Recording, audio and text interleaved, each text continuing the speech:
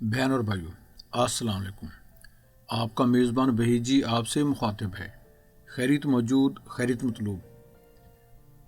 آج کی اس ویڈیو میں منگولیا کے صحرائے گوبی کا ایک خانہ بدوش چنگیز خان ایک ایسی مہذب طاقت پر چڑھ دوڑنے کی سعی کر رہا تھا جو فوجی طاقت کے لحاظ سے برتر تھی۔ دنیا اب ایک منگول خان کو میدان جنگ میں دیکھنے والی تھی، تو ہمارے ساتھ رہیے۔ چنگیز خان کا پہلا لشکر کافی مدت پہلے صحرائے گوبی سے روانہ کیا جا چکا تھا۔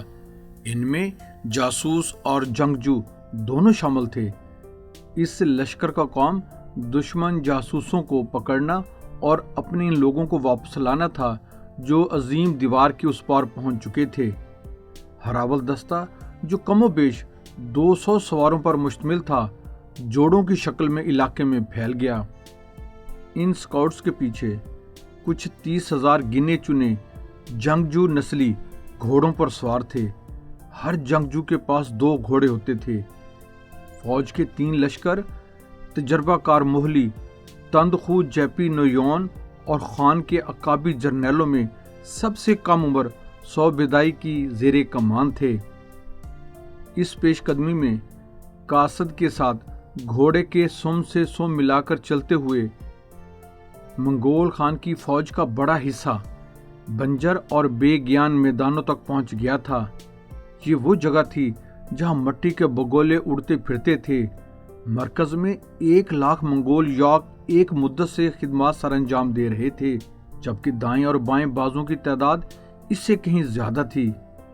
چنگیز خان نے ہمیشہ مرکز سے کمان کی اور اپنے چھوٹے بیٹے کو ہدایات کے لیے اپنی طرف ساتھ رکھتا۔ نپولین کی طرح اس کا ایک شاہی محافظ دستہ تھا جو 1,000 چنے اور مانے جنگجوؤں پر مشتمل تھا۔ وہ سیاہ گھوڑوں پر چمڑے کے اسلحہ بند اوزاروں کے ساتھ سوار ہوتے تھے۔ ملک چین کے علاقے خطا کے خلاف 1211 سن عیسوی کی پہلی مہم میں چنگیز خان ایسی طاقت میں نہ تھا، لیکن پھر بھی وہ عظیم دیوار کی طرف بڑھا اور اس رکاوٹ کو بغیر کسی جانی نقصان کے عبور کرتا چلا گیا۔ چنگیز خان سرحدی قبائل کے ساتھ اچھے روابط رکھے ہوئے تھا۔ انہی تعلقات کے اسے یہ فائدہ پہنچا کہ اس کے بہی خواہوں نے دیوار کے کئی دروازوں میں سے ایک کو کھول دیا۔ دیوار کے اندر داخل ہوتے ہی منگول ڈویژن علیحدہ علیحدہ ہو گئے اور شانشی اور چیلی کے مختلف حصوں میں گھس گئے۔ ان کے دستوں کا نظم و ضبط برقرار تھا۔ رسد کی انہیں کوئی فکر نہ تھی، کیونکہ ان کے طرز زندگی میں ایسی کسی رسد کی سپلائی کا وجود ہی نہ تھا۔ جو کچھ بھی تھا وہ اپنے 2 گھوڑوں پر ساتھ ساتھ اٹھائے پھرتے تھے۔ چین کی فوجوں کا ایک بڑا حصہ حملہ آوروں کے دباؤ اور یلغار کے سامنے نہ ٹھہر سکا اور نزدیکی پہاڑیوں اور غاروں کی طرف بھاگ اٹھا۔ اس بھاگتی فوج کو منگولوں نے گاجر مولی کی طرح کاٹ ڈالا اور جو باقی بچے وہ مشرق کی طرف بھاگ گئے۔ یہ بچے کچھ دستے جب اپنے لوگوں میں پہنچے تو ان کی حالت زار دیکھ کر چین کی فوجوں میں دہشت پھیل گئی۔ اسی اثنا میں چنگیز خان ٹائیٹونگ فو پہنچا۔ ٹائیٹونگ فو دیواروں میں گھرے شہروں میں سے پہلے نمبر پر تھا۔ چنگیز خان نے اہل خطا کی پہلی مسلح مدافعتی لائن کو بڑی تیزی سے تباہ و برباد کیا۔ عظیم دریاؤں کے پار عظیم فوجوں کا اجتماع ہو چکا تھا۔ جنگ زدہ شہروں کی چھاؤنیاں بھر چکی تھیں۔ چنگیز خان خود یین کنگ شہر کے بیرونی باغوں میں سے گزرا اور پہلی مرتبہ حد نگاہ تک پھیلی بلند و بالا دیواروں، ملحقہ پہاڑیوں اور بالا حصار پر نظریں گاڑتا چلا گیا۔ جب موسم خزاں آیا تو اس نے پرچم برداروں کو صحرائے گوبی واپس چلنے کا حکم دیا۔ آنے والے موسم بہار میں جب اس کے گھوڑوں کا دم خم لوٹ آیا، وہ دوبارہ ان دیواروں کے آس پاس منڈلاتا نظر آیا۔ اس نے محاصرے کو دشمن کی افواج کو گرفت میں کرنے کے لیے چارے کے طور پر استعمال کیا۔ شہروں کے گرد محاصرہ ڈال کر وہ ان افواج کا انتظار کرتا جو اہل شہر کی مدد کے لیے آنی تھیں، اور چنگیز خان ان فوجوں کو رینج میں آنے پر گاجر مولی کی طرح کاٹ کے رکھ دیتا تھا۔ خطا کے علاقے میں لڑی جانے والی جنگ میں دو باتیں سامنے آئیں۔ ایک یہ کہ منگول گھوڑ سوار دستوں کی برق رفتار نقل و حرکت نے مخالف افواج پر واضح برتری حاصل کی اور کھلے میدان میں خطا کی فوجوں کو تباہ و برباد کر ڈالا، لیکن منگول بڑے اور مضبوط شہروں پر غلبہ نہ پا سکے۔ منگولوں کی ابتدائی کوششوں کے کوئی خاص نتائج نظر نہ آئے، جبکہ جیبی نویان نے صبر کرنا نہ سیکھا۔ اس کا بے صبرپن مارشل نے جیسا تھا۔ آخر اس نے چنگیز خان کا دیا سبق دہرانے کی منصوبہ بندی کی۔ اگرچہ چنگیز خان نے یہ تدبیر میدان میں آزمائی تھی، کسی محاصرے کے دوران نہیں۔ جیبی نویان نے خطائی افواج کے سامنے اپنا کیمپ سمیٹا، مال و اسباب چھکڑوں پر لادا اور گھوڑوں کے جتھے لے کر یوں نکل پڑا جیسے وہ مخالف افواج کی یورش یا خوف سے مہم ترک کر رہا ہو۔ 2 دنوں تک منگول طوفان ہلکی رفتار سے چلتا چلا گیا، پھر وہ اپنے تازہ دم اور بہترین گھوڑوں پر منتقل ہو گئے اور ننگی تلواریں ہاتھوں میں لے کر اس تیزی سے پلٹے کہ 2 دنوں کا سفر ایک ہی رات میں طے کر ڈالا۔ پاؤ پھٹنے تک وہ لیو یانگ شہر کے دروازوں پر دستک دے رہے تھے۔ خطائیوں کے اس دوران یقین ہو گیا تھا کہ منگول جا چکے ہیں۔ وہ منگولوں کا چھوڑا سامان لوٹنے میں مصروف تھے اور اسے اٹھا کر شہر کی دیواروں کے پار لے جا رہے تھے۔ شہر کے تمام دروازے کھلے ہوئے تھے اور اہل شہر فوجیوں کے ساتھ گھل مل کر آ جا رہے تھے۔ منگول خانہ بدوشوں کی اچانک آمد نے انہیں ورطہ حیرت میں ڈال دیا اور ان کے اوساں خطا ہو گئے۔ جیبی نویان کی جنگی حکمت عملی کام کر گئی تھی۔ انسانی تاریخ کا ایک اور خونی قتل عام برپا کیا گیا، جس کے بعد لیونگ شہر تباہ کر دیا گیا۔ کھلے میدان میں پے در پے فتوحات کے پیچھے اس کے دستوں کی غیر معمولی نقل و حرکت اور خطائی فوجوں کے مقابلے میں ان کے متحد رہ کر پیش قدمی کے واضح نتائج یوں برآمد ہوئے تھے کہ انہوں نے دشمن قوتوں کو شہر کی دیواروں کے اندر محدود کر دیا تھا۔ 1214 سن عیسوی کے موسم بہار کے پہلے گھاس کے میدان سے سر اٹھانے کے ساتھ ہی 3 منگول لشکروں نے مختلف اطراف سے خطا پر حملہ کر دیا۔ جنوب میں چنگیز خان کے 3 بیٹوں نے شانشی کے سپار سرحدی پٹی کو کاٹ ڈالا۔ شمال میں اوچی نے کنگن رینج عبور کر لی اور لیو ٹنگ کے آدمیوں سے آن ملا، اور چنگیز خان ایک جری لشکر کے ساتھ ٹھاٹھے مارتے عظیم سمندر کے کنارے جا پہنچا۔ یہ سمندر ین کنگ کے عین عقب میں تھا۔ ان 3 فوجوں نے تاریخ میں ایک نئی جنگی سکیم رقم کی۔ وہ ایک دوسرے سے علیحدہ ہی رہے۔ اپنی علیحدہ حیثیت اور کوشش سے انہوں نے بڑے بڑے شہروں کا محاصرہ کیا اور شہروں کے اطراف بسنے والے دیہاتی اور خانہ بدوشوں کو قیدی بنا کر بطور ڈھال استعمال کیا۔ وہ ان قیدیوں کو اپنے آگے رکھتے تھے تاکہ قلعہ بند فوجوں کی طرف سے آنے والے آگ کے گولے اور تیر ان قیدیوں کے خون سے اپنی پیاس بجھا کر ان تک پہنچنے سے قبل ہی ٹھنڈے پڑ جائیں۔ اکثر ایسا نہیں ہوا، لیکن جب بھی خطائیوں نے دیواروں کے اندر سے دروازے کھول دیے، ایسے مواقعوں پر ان کی جان بخشی کر دی گئی، جبکہ باقی شہر اور اس کے گرد و نواح میں موجود ہر چیز کو ملیا میٹ کر دیا گیا۔ فصلیں اجاڑ دی گئیں، ہرے بھرے باغ جلا دیے گئے۔ غرض یہ کہ کھیت کھلیان کچھ نہ چھوڑا گیا۔ مال مویشی ہانک کر لے گئے۔ عورتیں، مرد اور بچے بلا تفریق گاجر مولی کی طرح کاٹ ڈالے گئے۔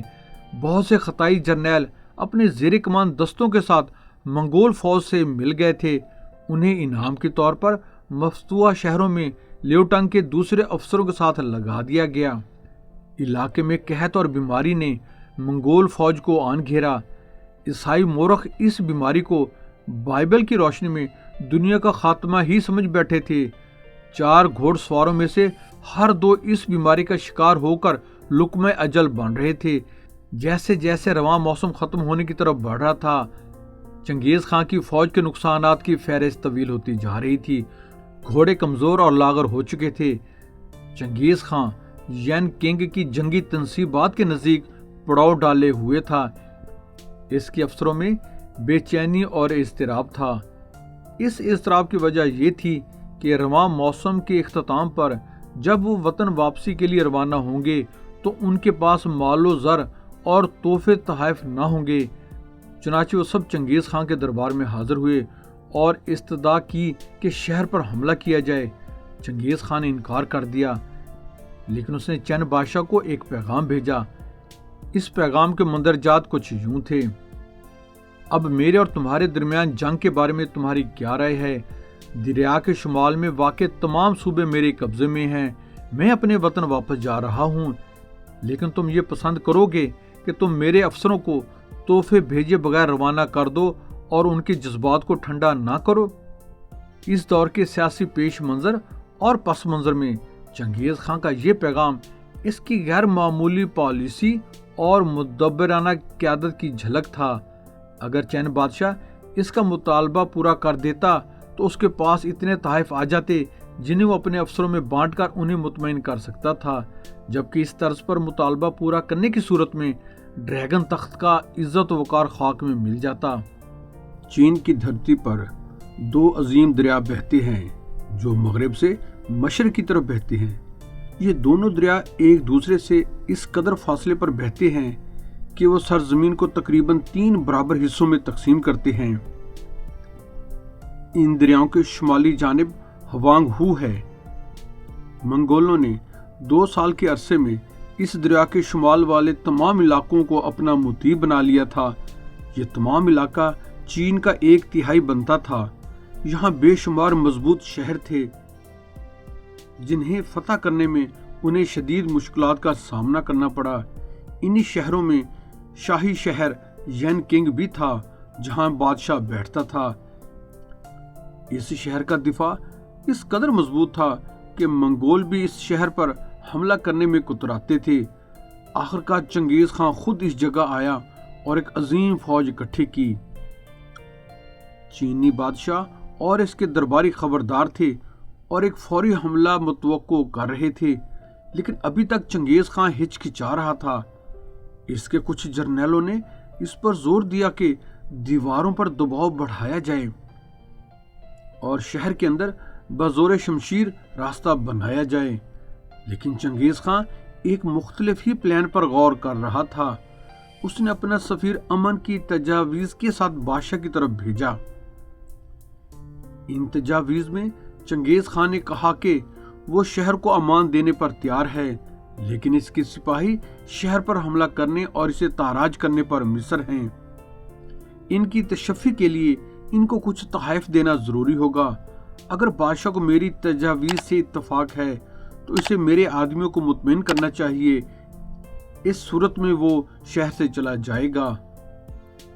چینی بادشاہ اور اس کے وزیر اس تجویز کے آنے پر بڑے حیران اور پریشان ہوئے۔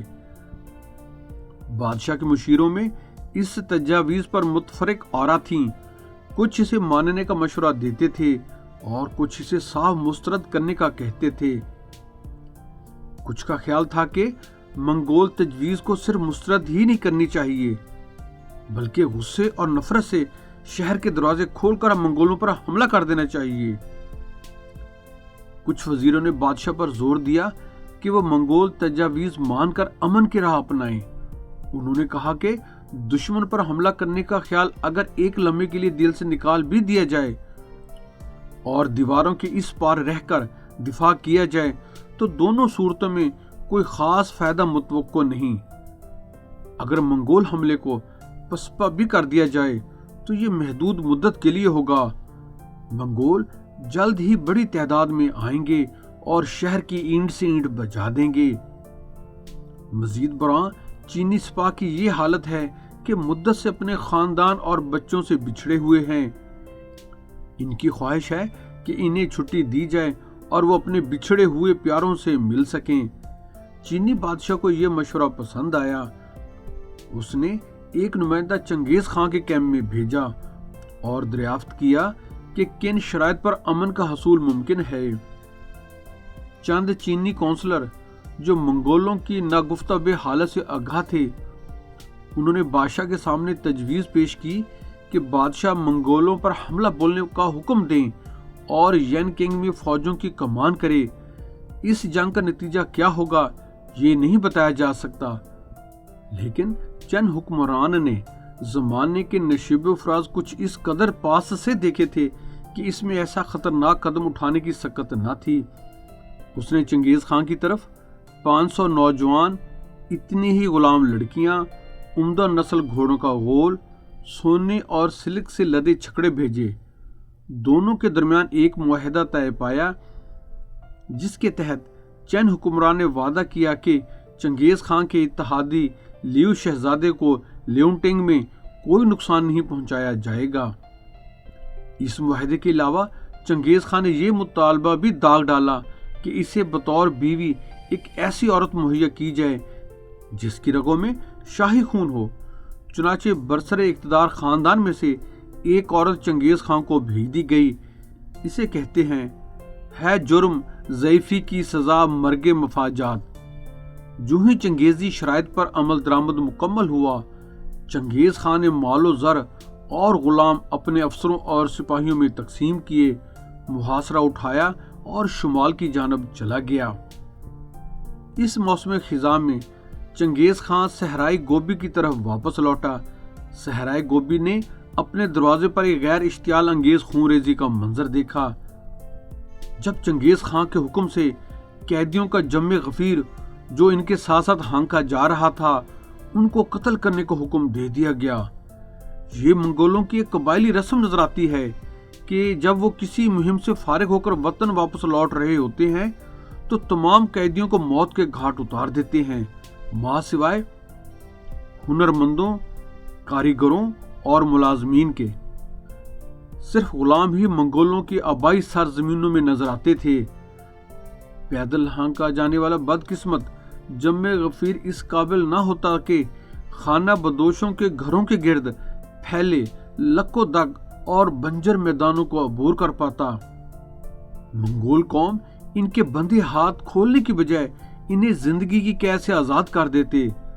منگولوں کی نظر میں انسانی زندگی کی چندہ وقت نہ تھی، ان کا مطمع نظر اپنے جانوروں کے گلوں کے لیے چراگاہیں فراہم کرنا تھیں۔ اس مقصد کے حصول کے لیے وہ زرخیز زمینوں سے انسانی آبادی کا بوجھ کم کرنے کے لیے کوشاں رہتے تھے۔ چینی علاقے خطا کے خلاف مہم کے اختتام پر ان کا ایک ہی نعرہ تھا کہ ایک گھوڑا اس رفتار سے خطا علاقے کے مختلف شہروں کے درمیان سر پٹ دوڑے کہ اس کے راستے میں کوئی رکاوٹ نہ آئے۔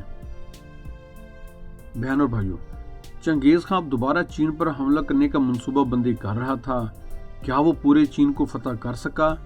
اور منگول فوج نے آنے والے مفتوح شہر میں قتل و غارت کی کون سی قیامت برپا کی؟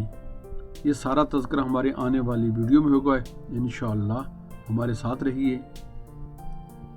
بہن اور بھائیوں، اگر آپ ہمارے YouTube channel history by Waheed ji پر نئے آئے ہیں تو ہم آپ سے ملتمس ہیں کہ ہمارے چینل کو سبسکرائب کر کے بیل آئیکن پر کلک کر لیں اور آل کو چیک ان کر لیں۔ ہماری ویڈیوز کو اپنے حلقہ احباب میں شیئر کریں، کمنٹس باکس میں ہماری رہنمائی فرمائیں۔ آپ کے یہ پیار بھرے اقدام ہمارے لیے حوصلہ افزا ہوں گے۔ جزاک اللہ۔